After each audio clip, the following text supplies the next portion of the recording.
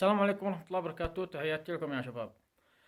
طبعا كلكم سمعتم بالقصة هذه حق المرأة هذه الذي كانت تشتي تخطف البنت علامة يتاجروا بالأعضاء حقها.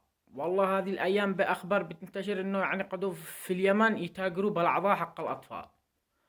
فهذه المرأة كانت تشتي تخطف البنت هذه، وفي اللحظات الأخيرة الولد هذا أنقذها ابن عمها، هتر البنت منها فالمكلف هربت.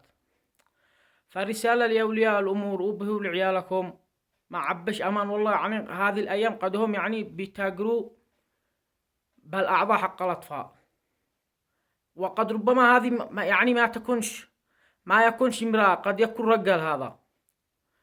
فكاميرات المراقبة هذه في الشارع، فكاميرات المراقبة هذه تفضح مثل هول القضايا ومثل هول الناس الذي بلا ضمير الذي يتاجروا بالأطفال.